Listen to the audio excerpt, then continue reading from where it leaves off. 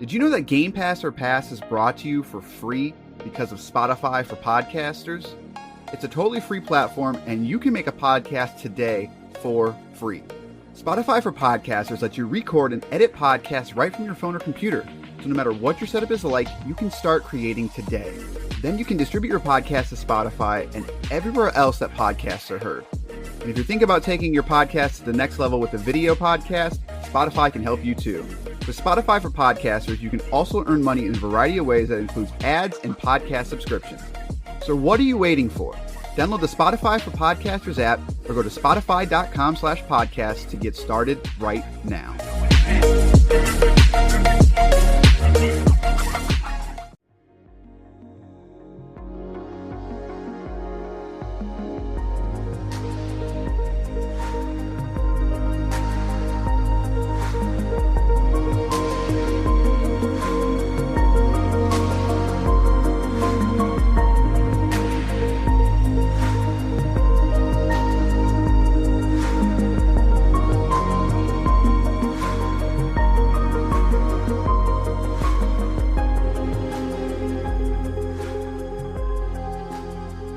Now time for a very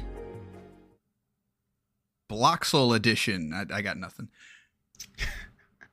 A cute little fox edition of Game Pass or Pass. The podcast where we play games on Microsoft's Game Pass service. Tell you which games to pass into your friends and which games to just, you know what? Don't be a cute little fox and just pass it on by. I am Corey. I'm joined by the man who loves manuals, Basher. I do appreciate a well done manual. You're not wrong there. You know what? I take it back from last episode. You do know me. You know me very well. There you go. We are here to talk about the cute little fox game that seems like it was coming out for 86 years, Tunic. I was waiting for this one. Quite a long time. This was announced in like 2017, I think. Is that right? I'm looking this up. How would I know? This game is brand new to me, and I don't know why people will be excited for it. E3 2017 is when it was announced. This was at an E3? In 2017. Why was that at E3? Wow, just tell me how you really feel. This was originally called Secret Legend, and it was developed by Andrew Schuldes. He was a developer at Silverback Productions for about 6 years in 2015, having participated in Lum Dum Dare events. He worked what he could to produce in his spare time this full production rather than just on weekends. So, for some odd reason, why did I think this was from the original Torchlight people? Did I make that up? You told me that, and then you just changed your story, like, on the podcast, so now I don't believe a word you're saying. I never change my story. All that just to say. You got me. All right, let's talk about the details of this game. Explore a land filled with lost legends, ancient powers, and ferocious monsters in Tunic, an isometric action game about a small fox on a big adventure.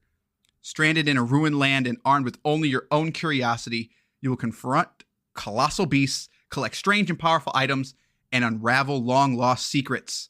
Stories say that a great treasure is hidden somewhere in this island.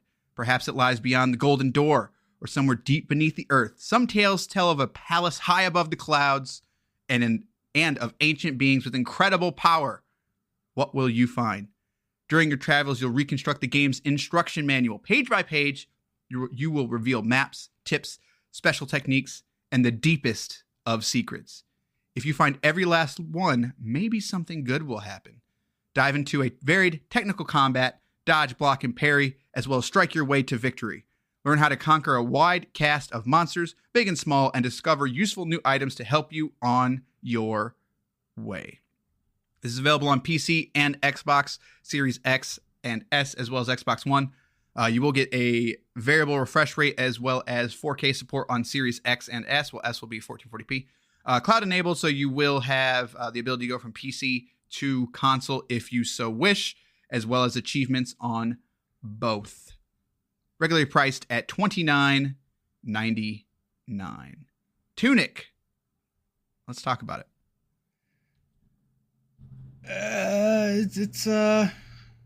It's one of those. You know, this is definitely one of those. This is Full spoilers ahead. You guys played this game before. It's another love letter to Zelda, with a lot of Souls-like nonsense involved. I don't understand the Souls reference. It is definitely Soulsy. How? You die, get your stuff back. Oh, so that makes it Souls now? That's Souls. Souls make that that's popular. That's all it has to do. That's so what Souls like.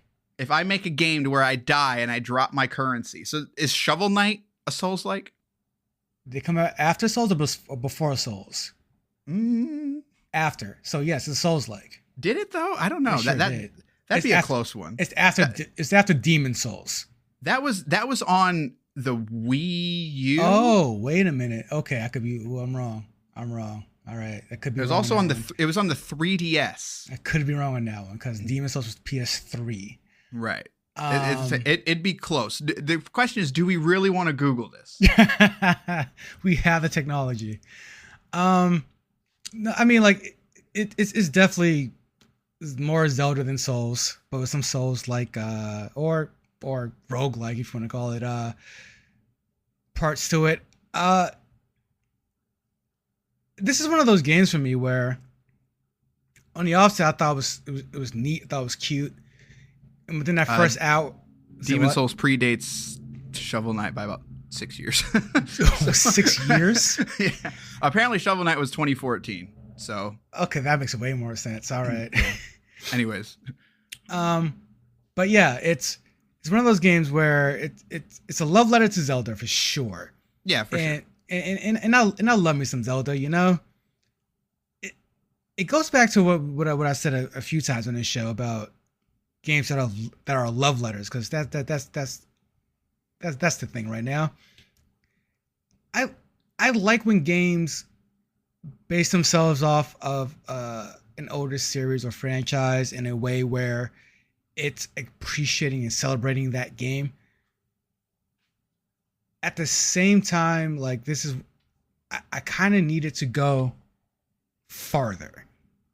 Now, I'm not saying that Tunic does just what Zelda does and nothing more, but it just never hit that spot for me where it made a turn. Like what was the Shinobi, the ninja game we played that we liked so much? Yes, like the Messenger had a nice little turn halfway through where it's like, whoa, like was not expecting this. This is something out of the ordinary. Whereas Tunic never really got there for me. It was very much a updated Twilight of the past, and I'm just like, I'm okay. I'm okay with it.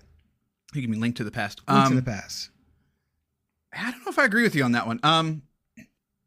I think that it is obviously a love letter to Zelda, like you said, in terms of like it's kind of like an isometric view, but you get a stick, and it is very much like there's 3 temples and you got to go to those 3 temples. And I think on the surface, I think you could be like, yeah, it's just kind of a Zelda knockoff.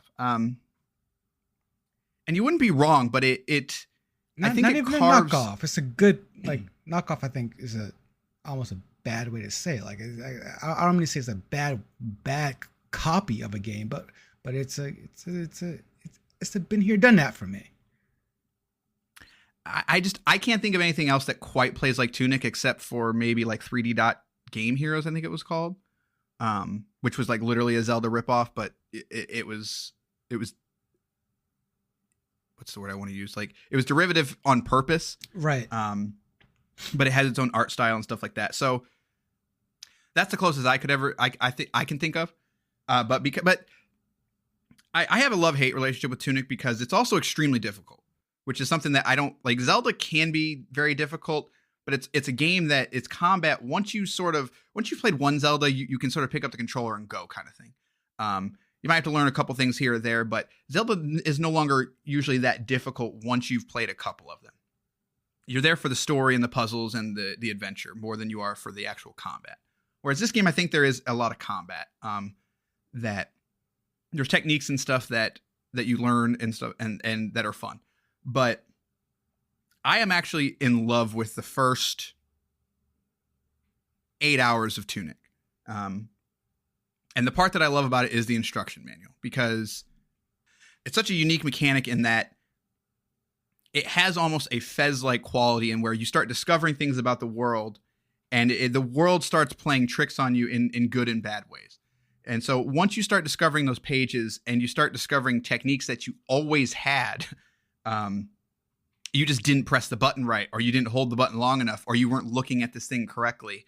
It sort of starts transforming that world in a way that makes the world super fun to explore, in a way that Zelda, I think, especially older Zelda games, don't have. You explore that world, but you don't really have any guidance. You know, it doesn't push you along. You know, that's something that Breath of the Wild does very well. So I think it's strong in that aspect. But the instruction manual is a thing that you get pieces of as you play the game, and like you said, you learn stuff about the game, world, the mechanics, and I mean, you appreciate it way more than I did. I thought it was just fine. I thought it was neat. Again, like I think overall very neat. A lot of neat stuff this game does. Like I said, with full spoilers ahead, like when I found out you could fast travel in this game by going to those golden parts, whatever you want to call them, tiles, whatever you want to call them. And if you just hold the A button, you do like a little teleport, and then that's a fast travel system. Like, the game keeps constantly delivering little tidbits of information like that. And originally, like, you have to ring the bell of these couple temples. Like, you basically have to go to like the forest temple and all that stuff. And then you have to ring the bells, and then the game progresses. But then you find out that you also have to go to these pillars now, and you have this ability to sort of raise and summon them. And every time you do that, something in the world changes. And it's constantly playing with your perspective on this world, and it makes it so much fun to explore. And well, the combat is not super deep. It's deeper in a way that I actually felt like I had to understand what I was doing and pay attention. But then there's also the language aspect of it, of like, you find all these different cards and these different weapons, and you don't really know what they do. But then when you find that manual page and you're like, holy crap, I know what this does now. That's a sense of discovery that I just can't really, there's not many games that hit that sense of discovery for me. You're not wrong. It does that. I think I told you as I was playing this is going to be the best game that I don't like all year. Because everything you said is absolutely correct. That sense of discovery is unique in this game. It does a lot of, again, just really neat things. However, for me, that sense of discovery never led to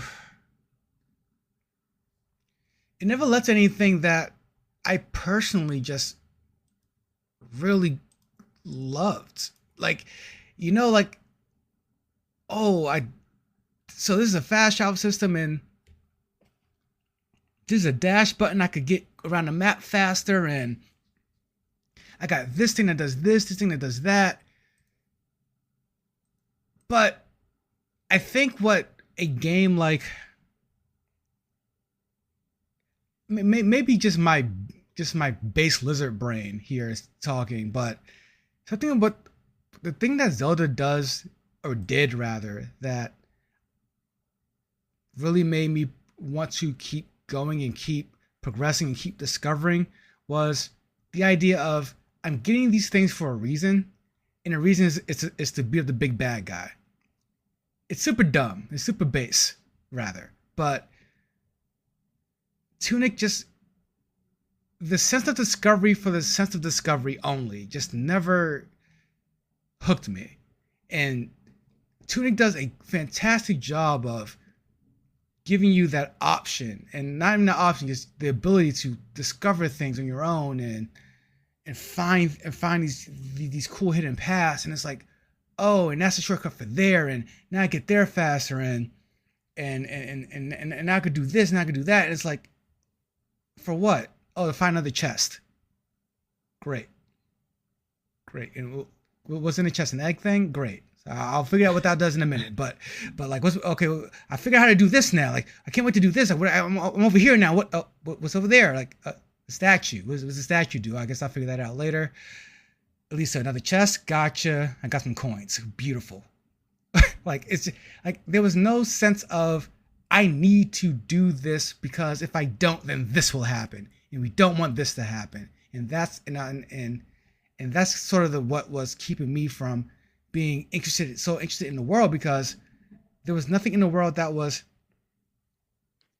telling me that this Fox character needs to do anything. Like, the Fox character is just having a grand old time. I'm like, okay, cool. Like, you have a good time, Fox guy. Like for what reason? I don't know. Yeah, I mean, that's fair. Like, and that does play into like my biggest criticisms with the game. But I guess like in the grand scheme, to me, that just seems so small. Like, because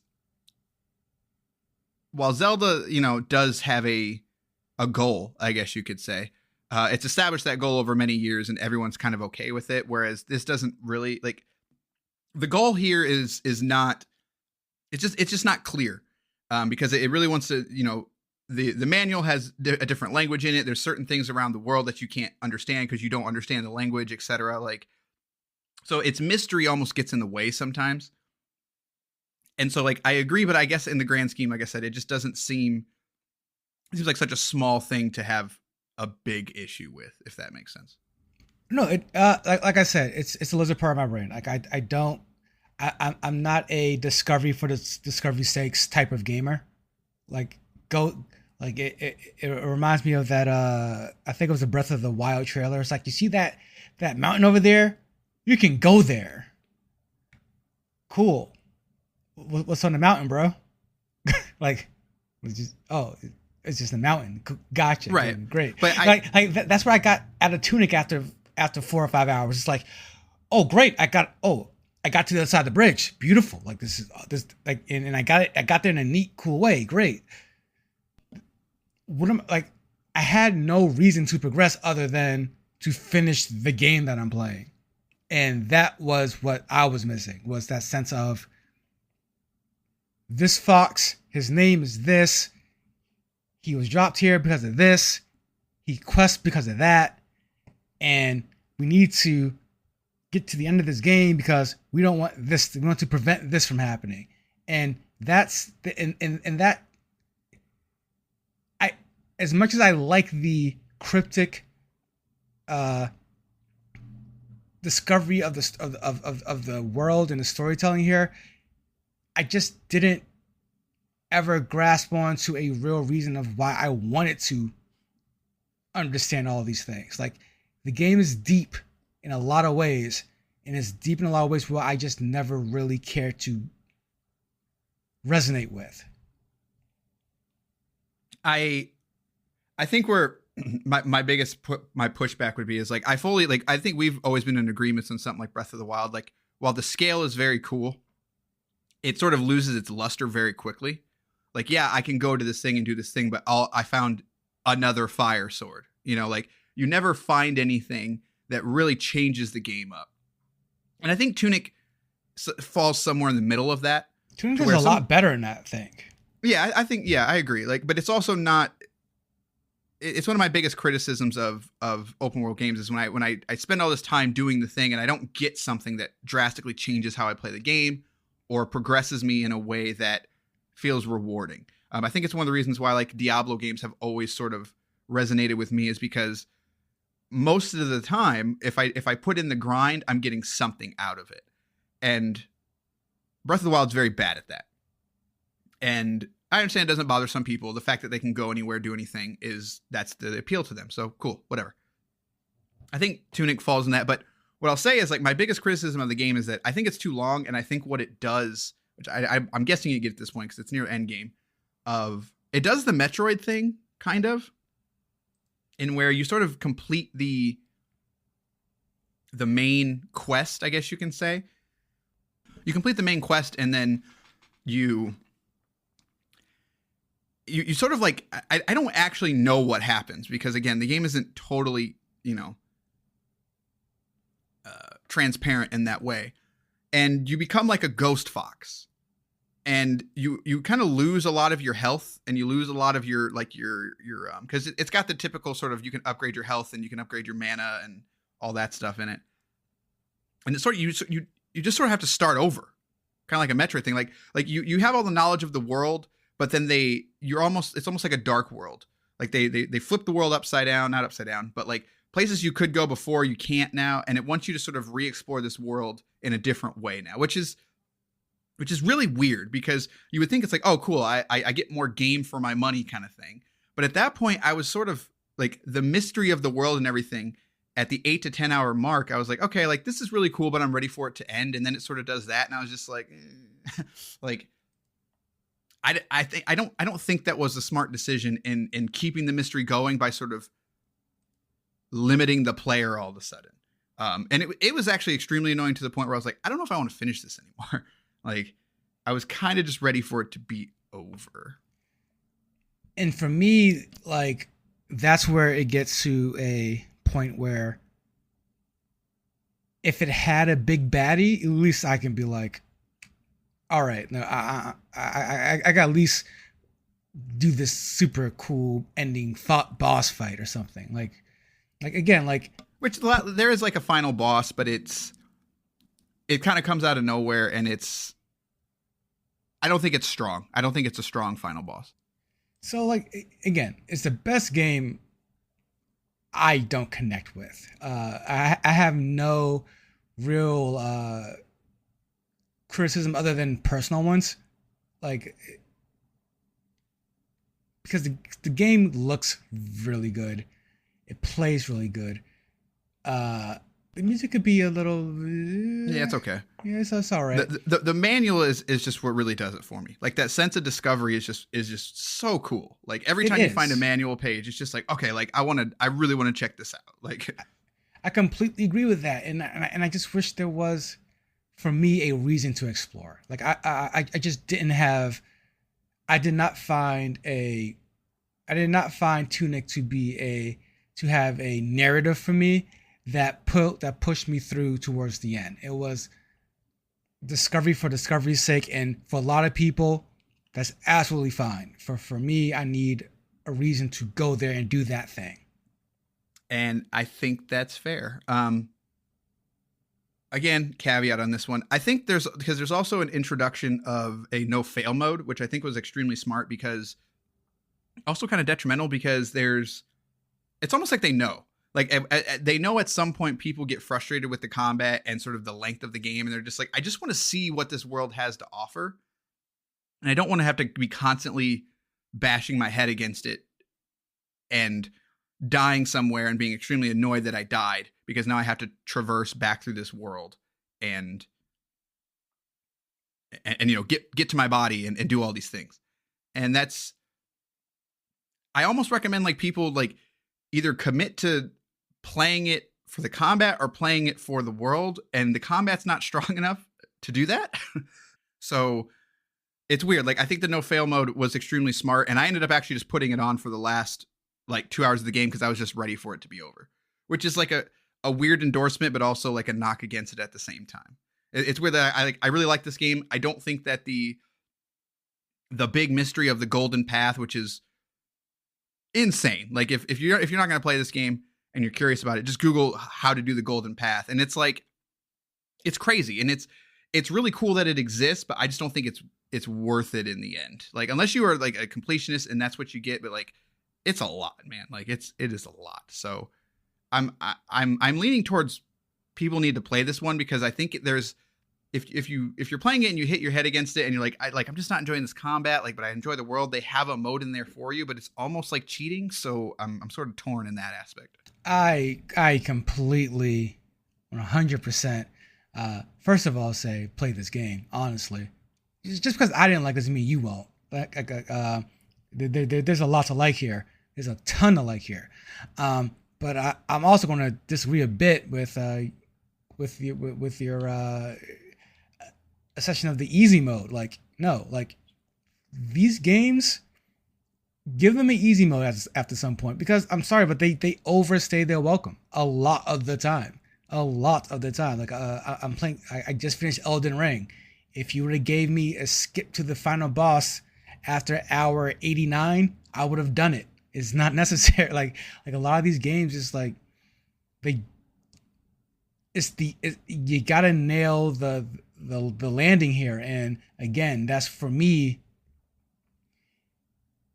the landing would have been a reason to like a Ganon essentially. Like you're like all right, this is the big thing at the end. We're gonna fireworks pop off and we all celebrate. We save the princess, whatever. But it's just like one more puzzle and you get some scrolling text, and I just didn't.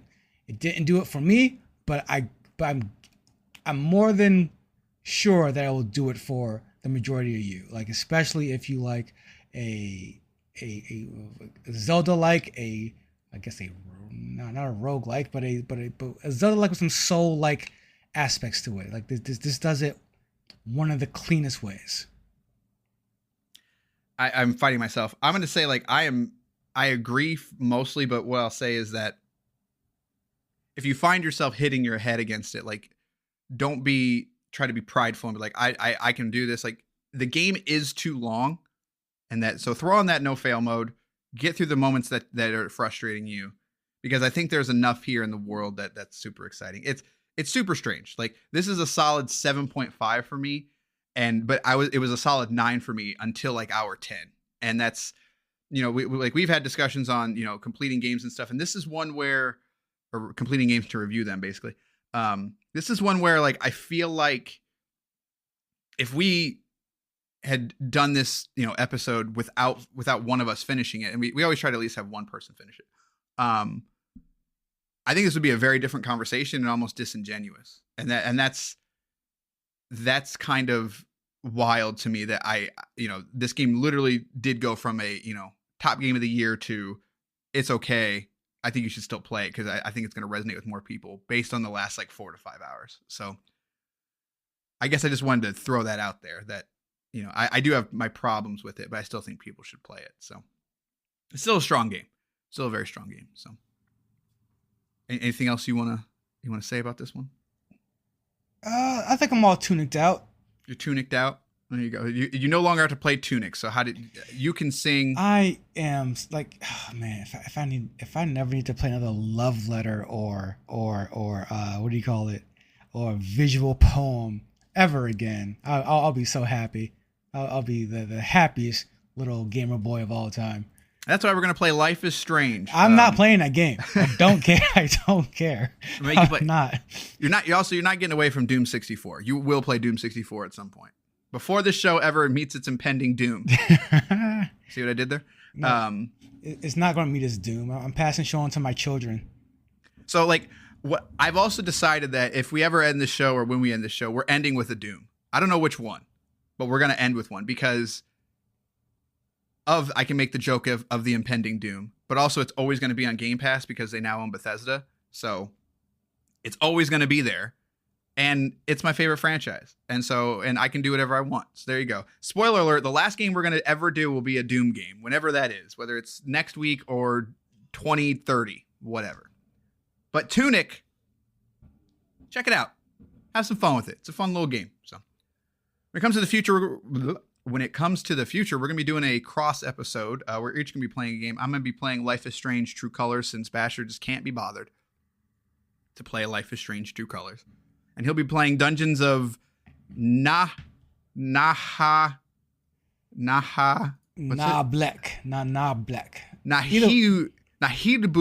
I beat it. Amulet of Chaos Chicken Edition. It's done. You beat the Chicken Edition? I beat the chickens. There you go. How long was it? I'm just curious. It was a good length. I don't know exactly how long, but it's definitely a good length. It does not overstay its welcome, but we'll get into that one. Yeah, that's one like I want to check out, but there's just so much coming out. So maybe if I have time between now and then. But I'm also playing Final Fantasy 13 2, which is an experience. How about that? So, that's experience. So that's what we're talking about in the future. Also, one that I'm gonna throw out there that I might make Basher play is Norco. This game's been getting a lot of attention, and it's something I wanted to check out. It's coming from Raw Fury, and I tend to pay attention to their games. And this one, unfortunately, came out right when I got super sick, so I just kind of missed it. But I want to check that one out. So other than that, that's the only game that's really on our radar. No, you are lying. You are lying to the people. I'm sorry. All right. I'm also playing, what is it called? Chinatown Detective Agency. Oh. I'm about a couple hours in, I think I want to say. Really? It's neato. I'll just say that. Definitely neato. Interesting. Maybe we'll both play that then, because I have a lot to say about that game. And yeah, there you go. We'll see. I didn't get very far in it, but maybe I'll fire it back up. So, all right, I'm about to die, so we're gonna close it there. 574-651-9256. If you want to let us know what you think about Tunic, love it, hate it, shoot us a voicemail, text message, leave us a review on your favorite podcast service, and Basher, take us out because I'm about to die. What? I don't know the thing. You need to give me the script. Thanks for listening. Sonic is the best movie of all time. Go see it. I haven't seen it yet. Leave your reviews for Sonic 2. Like, don't worry about this episode. Like, we'll get by. But Sonic 2 needs all the help in the world. Like, just help amazingly, Sonic. I have not had a single thing spoiled about it. Like, I don't even know what's in the post credits. Nobody knows. Are people watching this movie? I have no idea. For sure. Yeah, it did like 80 million. Yeah, buddy. That's my boy Sonic. There you go. That's going to do it for this episode of Game Pass or Pass. We'll see you next time with Life is Strange and Dungeons of blah, blah, blah, blah, Chicken Edition. Good day, sirs.